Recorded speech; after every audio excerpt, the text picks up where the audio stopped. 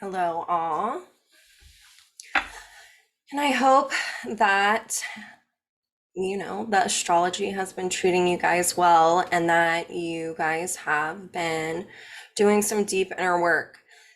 This is a week where um, there's a lot of discernment needed in order to have sustainability.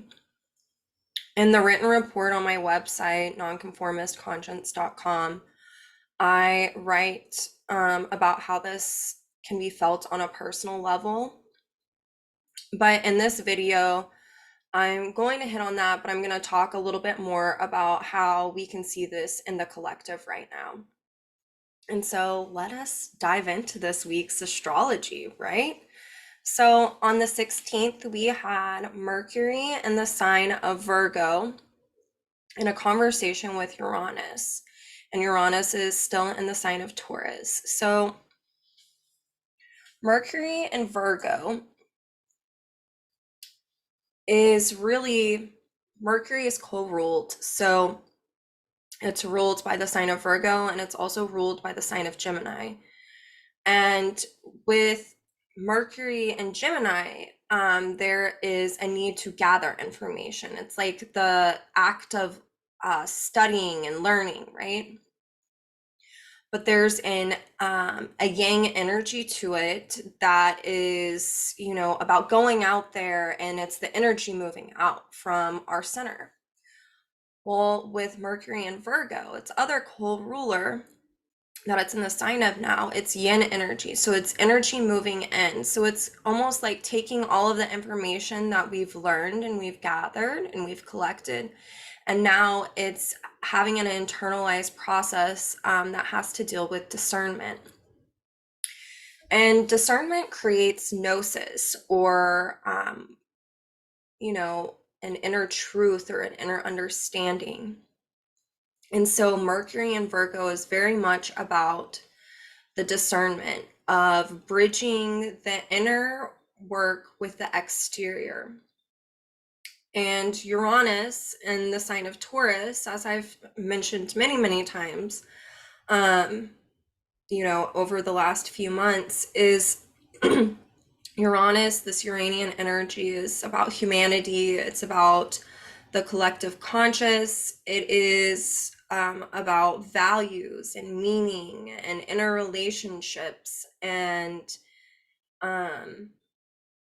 it's about listening to oneself, and it's about the earth and Gaia and all of these things I've been talking about. So what does this mean whenever Mercury is in this type of aspect with Uranus called a trine?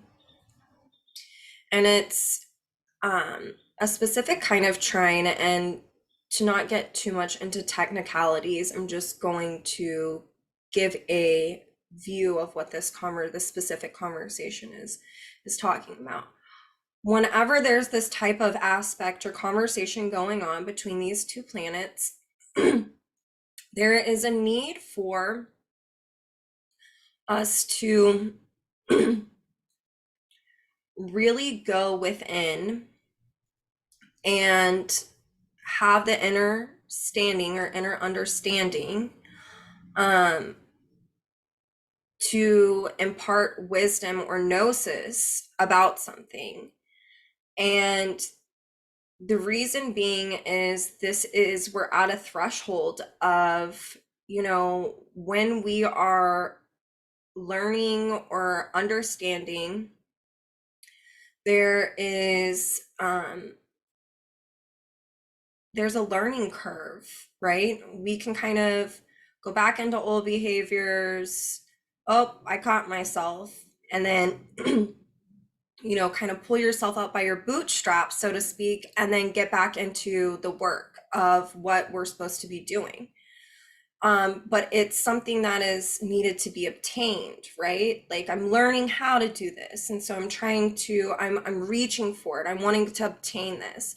With this particular conversation, this isn't something that needs to be obtained. This is something that needs to be fully integrated and needs to be lived out in the day-to-day and the moment to moment. It needs to be something that is fully integrated. And so with this, whatever you have been personally working on that you have been trying to obtain, the key here is that it is obtained. Now it's about you know, putting this into a sustainable form for you to live out in the day-to-day of every moment, so that way it can be fully integrated. With this conversation between Mercury and Uranus, there's this deep reflection that needs to go on, so that way you can listen to your higher self and see how to go about fully integrating that. But this is the threshold. It's like make or break, do or die. Hey, it's time to fully integrate these things that you've been working on, and it'll have to deal with your values and what gives you meaning. And it is wrapped up in our beliefs and how we think about ourselves, how we think about others. And the other key to this piece is with this Uranian energy and Uranus and the sign of Taurus, is if there is a need to have full integration and to live things out on the day-to-day, Uranus kind of comes in and is not consistent, right? Whereas Virgo can be very consistent, right? Because Virgo is like the archetype of the apprentice, like of, of honing in, of learning your craft, so to speak. But Uranian energy is not like that. It can be explosive, it can be erratic, all of these things. It's not consistent. And so how do we integrate something in a time where there's not a lot of consistency? And the key is to look at the truth and the value within not being consistent in this frame of reference that I'm talking about. When things are inconsistent, it creates growth and knowledge, and there's consistency and inconsistency, right? And so right now there's a lot going on, and the only constant that we have is that things are inconsistent. And that's not happening inwardly. For some of us, it can be. But when we're trying to fully integrate something and we're living in this really inconsistent world, it can be, we can get hung up in self-criticism or perfectionism with this Virgo feel. So the key is to discern and to understand that there's a natural truth, a natural law that says that there's a constant to inconsistency. And so if you take back and you pull back another layer of that, the inconsistency promotes growth. And so it's learning how, right now, all of us are learning how to ebb and flow within life, right? To learn that there's consistency with inconsistency. And that is really what helps catapult us into growth. And it is worth mentioning, about this, because a lot of us, I'm here talking about there needs to be a full integration, there needs to be this, there needs to be that, or this is what this is reflecting. And when we're having discernment, it can be really confusing, especially Uranian energy. How do I integrate when everything's inconsistent out of me? How do I stay consistent? So that way I can have integration of the things that I'm working on that are about my values and my truth and my relationship with myself, what I feel like gives me meaning.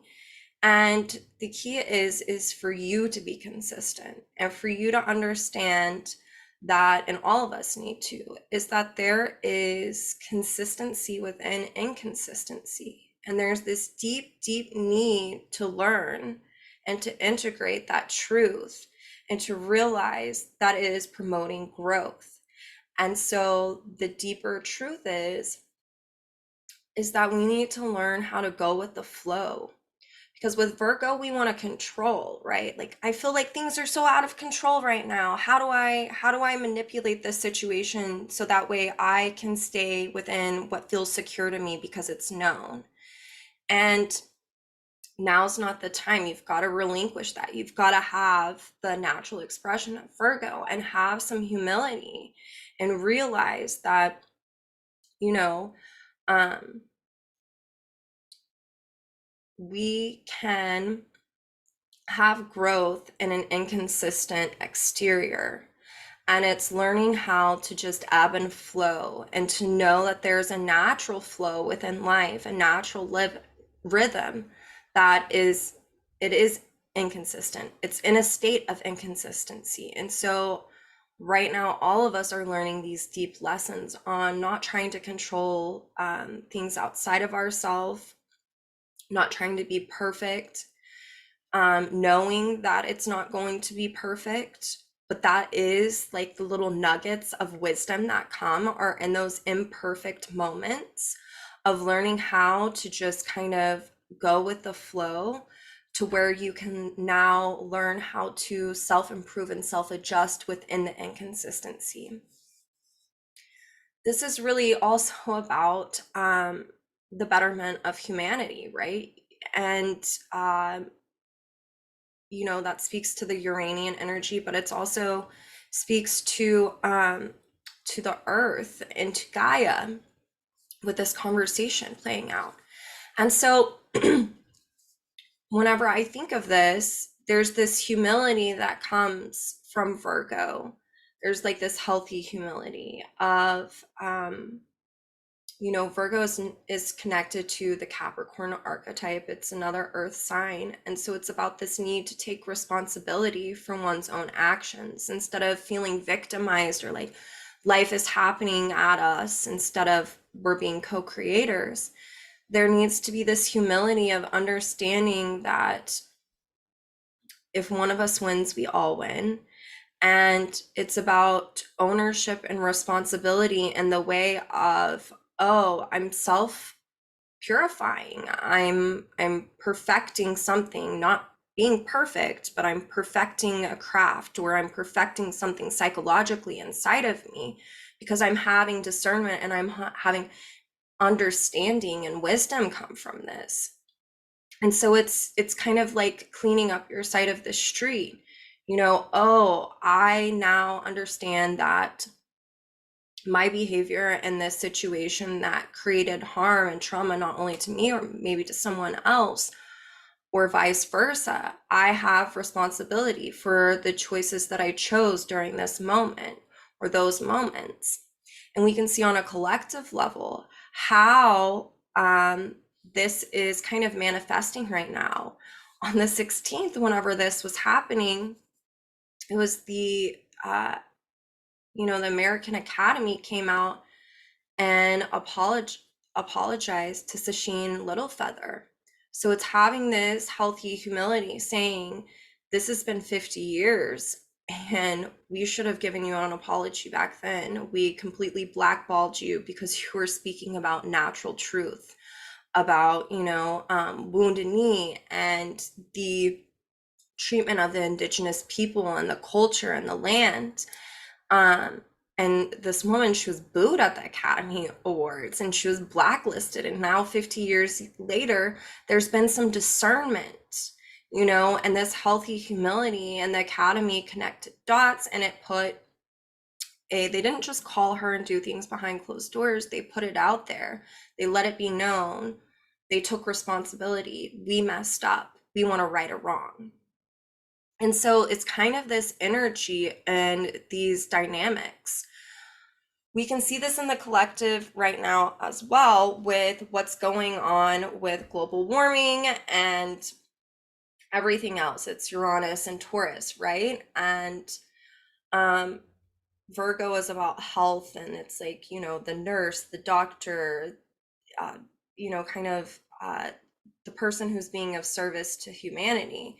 And right now we see that there are a lot of things coming out about how global warming and all of these things and how we have really, really created trauma within our ecosystem. And now they're coming out with wanting to do more things to help put things back into balance, right?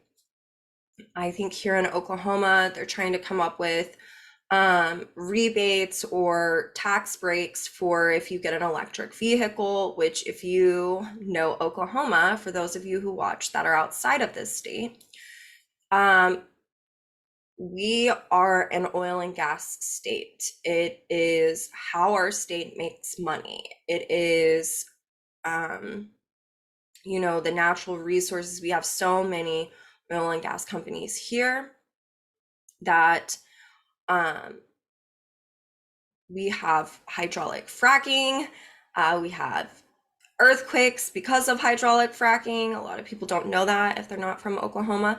All of these things. And our government here is always giving like tax breaks and things for the oil and gas industry. And now, right now, there's this like turning that's happening, and this degree is they're now wanting to offer, tax breaks for people who go out and get electric cars, or at least they're trying to, do this. We'll see if it passes or not. But this is kind of that thing. We're going to be seeing more and more and more of these kind of collective principles coming up, because the collective conscious is wanting to change the values that have been going on here in America and within each state. And so there are kind of like these social dinosaurs, the Uranian energy, of wanting things to be the same. They were better back then than they are now, blah, blah, blah. And society is speaking up and speaking out about these things. And so the government is starting to have to align itself with the values and what gives meaning to the society as a whole. And so we're going to be seeing more and more of these things come up in the next, March, I can definitely see something happening, because Pluto will go into Aquarius for a little bit, and then it'll go retrograde back into Capricorn, and then it'll fully go back into Aquarius in 2014. And so when people talk about like the Aquarian age, this is kind of what they're talking about. And it's a liberation from the past values of the society that we've been living in, and like really promoting change and revolution and rebellion and these types of things. And so we're starting to see this come to the forefront right now. And so that's something to keep your eye on and to think about. So we also have Venus in a conversation with Jupiter, and Venus is in the sign of Leo and Jupiter is retrograde in the sign of Aries. And with this conversation, we can see how there's really a need and a desire to obtain some type of information, and there needs to be freedom and independence to be able to go about doing this. This is very intuitive, right brain, but it's also very instinctual with the Aries going on. And with Venus in this conversation, there are lessons in living in the heart space, and there are lessons in creative actualization, and really, really wanting to live within self-dignity. And so if the shadow side is coming up, this can really be, oh, I'm doing these things for other people and they're not seeing me, they're not acknowledging me, they're not saying thank you. And so the key with these kind of themes is to come back into balance with being sovereign and understanding that the only person who needs to see and acknowledge you is yourself. And that if you're doing things to get acknowledged, that's really more in this kind of shadow archetype of this. And there's this insecurity that can come up for some of us because we're sifting through what this is. Oh, what's my motivation behind doing these things? Is this to help the collective, or is this to get acknowledged? And so there can be really deep lessons with this. And this is something that needs to be integrated, is to learn self-respect and self-dignity. So on the 21st, Mercury is going to oppose Neptune. And Mercury, like I said, is in Virgo. Neptune is in the sign of Pisces. Anytime we have this kind of conversation, there's a throwing off that needs to happen because there's some type of imbalance that's happening. And this gives us a opportunity to throw off whatever it is that's preventing us from being in balance with ourselves. And it's to ultimately help us create sustainability for the long run. So there can be an event that comes up with this kind of conversation where it's an exterior event, especially if you haven't been if you've been resisting the dynamics at play, which I'll get into in just a second.